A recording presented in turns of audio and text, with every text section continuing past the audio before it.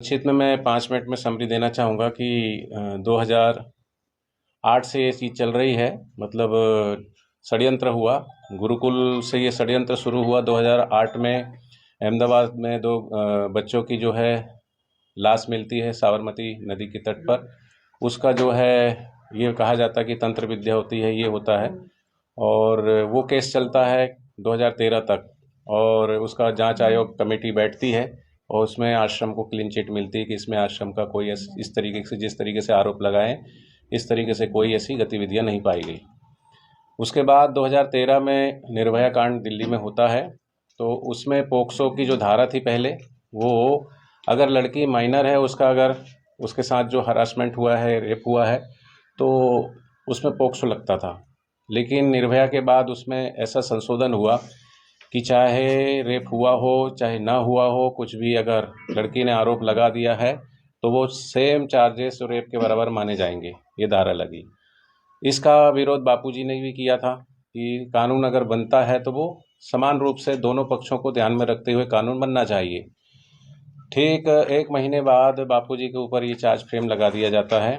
जिस लड़की ने आरोप लगाया वो हमारे ही गुरुकुल छिंदवाड़ा में पढ़ने वाली लड़की थी, रहने वाली शाजापुर की।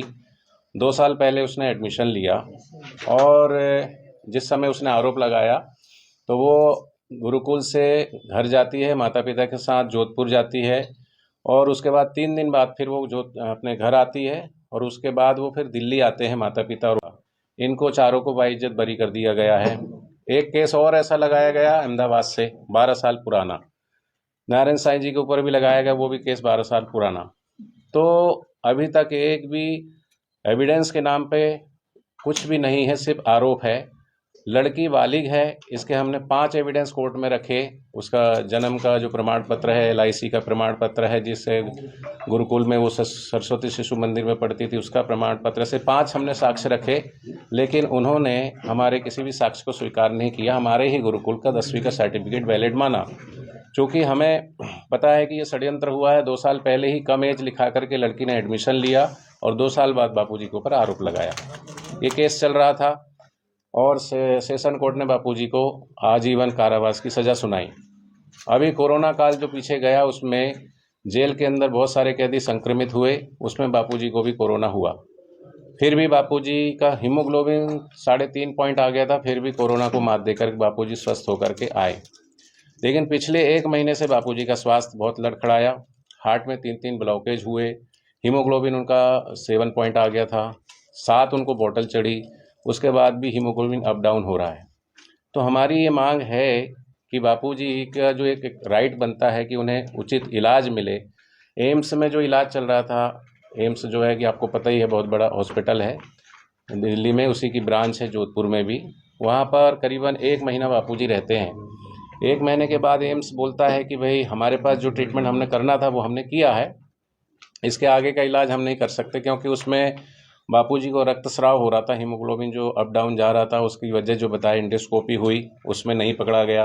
कैप्सूल इंडोस्कोपी जो लेटेस्ट टेक्नोलॉजी है, उसमें ये पकड़ में आया कि छोटी आंत में रक्तस्राव हो रहा है। उन्होंने ट्रीटमेंट किया। अब इधर से वो अगर खून पतला करने वाली टेबलेट देते हैं तो खून का रिसाव होता है, नहीं देते हैं तो खून गाढ़ा होता है, तो हार्ट पे तकलीफ होती है। इस सिचुएशन में हमने मांग की थी कि हमें आयुर्वेदिक तरीके से इलाज कराने की अनुमति दी जाए। तो एक भी दिन की उनको जो है अनुमति आज तक नहीं मिली 11 वर्षों में। वहीं हम देख रहे हैं कि इस देश में बड़े बड़े भ्रष्टाचार करने वाले, चाहे नेता हो, चाहे अभिनेता हो, या और भी कोई धर्मगुरु हैं, जिनको बेल मिल रही है, किसी को 2 महीने की, किसी को 3 महीने की, बाहर भी आ रहे हैं। तो बापूजी के साथ ये भेदभाव क्यों हो रहा है, इसी बात को लेकर के आपके सामने हमने ये वास्तविकता बताने के लिए, क्योंकि मीडिया समाज का चौथा स्तंभ है, तो समाज तक ये बात जानी चाहिए। हम आपके माध्यम से अपनी आवाज़ उठाना चाहते हैं कि बापूजी को आयुर्वेदिक ट्रीटमेंट के लिए बेल मिलनी चाहिए। और जो भी धाराएं लगाई है, क्योंकि 4 को वरी कर दिया है तो बहुत सारी धाराएं हट गई है, उसमें सुनवाई में भी देरी हो रही है, तो बापूजी को बाइज्जत बरी करना चाहिए। हरिओम। मैं कह रहा हूँ ना, संत अपने लिए कोई चमत्कार नहीं करते। हमें ज़रूरत है बापूजी की, बापूजी को ज़रूरत नहीं है, हमें ज़रूरत है बापूजी की, इसलिए हम प्रयास करेंगे। वो प्रयास नहीं करेंगे अपने लिए। तो कहाँ तक लड़ाई लड़ेंगे? जहाँ तक संभव है संवैधानिक तरीके से लड़ेंगे। ऐसा कौन सा कानून है कि बाबा राम रहीम हर 3 महीने बाद जो है वो पैरोल पर 3 महीने के लिए बाहर आ जाते हैं? सर लेकिन आसाराम बापू का एज फैक्टर भी है और जी। उनकी एज लगभग डबल से थोड़ी कम है। 90 साल बाबा राम रहीम से डबल से थोड़ी सी कम रह गई है, जी। तो उनको क्यों नहीं इस मतलब कानून का फायदा मिल रहा? बिल्कुल सर, यही तो हम बात आप तो अपने उसके लिए कानून के अंदर अगर आपको जोधपुर या हाई कोर्ट से नहीं मिलता तो सुप्रीम कोर्ट पड़ा हुआ है, ठीक उसका भी लगा रहे हैं हम। जैसे अभी वेल के लिए हाई कोर्ट ने रिजेक्ट किया है, उसने ये बोला है कि भाई आप जो है इलाज इसका आपको कराना है तो आप दिल्ली एम्स में जाइए, ठीक है। इसके आगे का ट्रीटमेंट अगर करना है तो दिल्ली एम्स कहता है आप बाईपास कराइए। बापूजी हमेशा बाईपास जो है ट्रीटमेंट के लिए हमेशा अपने सत्संगों में, हमेशा प्रवचनों में मना करते आए हैं। रखी है, क्या है पूरी वजह? हाँ जी, आज प्रेस कॉन्फ्रेंस फरीदाबाद में रखी हुई है। ये बापूजी के स्वास्थ्य के लेकर के और बापूजी की शीघ्र रिहाई की मांग को लेकर के ये प्रेस कॉन्फ्रेंस रखी हुई है। विगत 1 महीना बापूजी एम्स हॉस्पिटल में एडमिट रहे। उनको हार्ट में 3 ब्लॉकेज पाए गए। उनका हीमोग्लोबिन जो है 7 पॉइंट आ गया था। 7 बोतल उनको खून की चढ़ी। उसके बाद भी अभी तक उनका जो है हीमोग्लोबिन स्टेबल नहीं हुआ। इस देश में सभी बड़े बड़े लोगों को जो है जमानत मिली है। सलमान खान को मिली है, बाबा राम रहीम को मिली है, लालू प्रसाद को मिली है और कितने नाम हम गिनाएं। अनगिनत लोगों को जमानत मिल रही है, आज भी मिल रही है। तो बापूजी के साथ ये भेदभाव क्यों किया जाता है? एक भी दिन बापूजी के स्वास्थ्य के आधार पर एक दिन की पैरोल नहीं दी जा रही है। एम्स हॉस्पिटल ने ट्रीटमेंट किया 24-25 दिन तक। उसने कहा कि अब आगे का इलाज जो है हम यहाँ नहीं कर सकते, इसका आगे का इलाज अगर आपको कराना है तो एम्स दिल्ली में जाना पड़ेगा। बापूजी ने इच्छा जाहिर की कि हम अपना ट्रीटमेंट जो है हम हार्ट का बाईपास नहीं कराएंगे, ऑपरेशन नहीं कराएंगे, हम इसको आयुर्वेदिक तरीके से ठीक करना चाहते हैं। तो क्यों बापूजी को आयुर्वेदिक इलाज के लिए एक दिन की भी मोहलत नहीं दी जा रही, जो कि उनका संवैधानिक अधिकार है?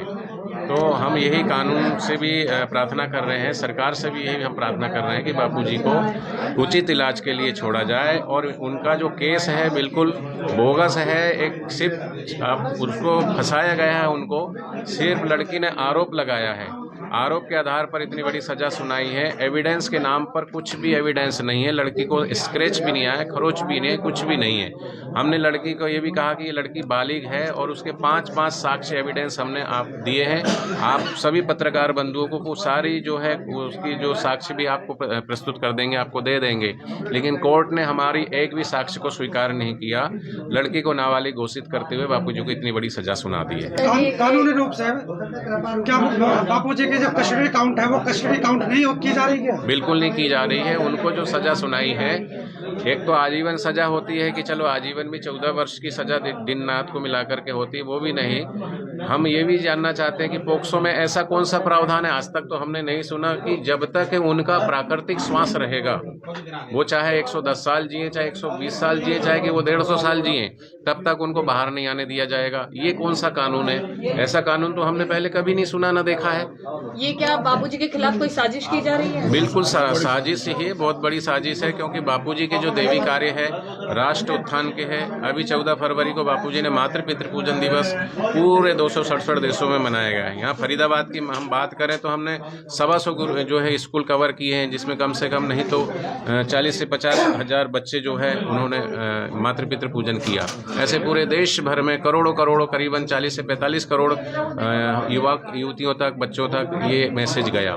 इस प्रकार के नशा से सावधान भी व्यसन मुक्ति अभियान चलता है, गौ रक्षा का चलता है, आयुर्वेदिक प्रोडक्ट को लेकर चलता है। बहुत सारे बापूजी के देवी कार्य, सेवा कार्य है जो अनवरत रूप से चल रहे थे। तो कहीं ना कहीं किसी न किसी प्रकार से, और बापूजी के जो फॉलोवर्स की संख्या दिन प्रतिदिन बढ़ती जा रही थी, तो कहीं ना कहीं किसी को एक खतरा लग रहा था कि आगे अगर बापूजी किसी को भी अगर बोल दें और उस हिसाब से फिर वोट इधर की इधर गिर जाए, तो कहीं ना कहीं सरकार को भी हो सकता है खतरा लग रहा हो। इस कारण से ये पूरा षड्यंत्र हुआ है। तो हम तो संत राम रहीम को कई बार फरलो में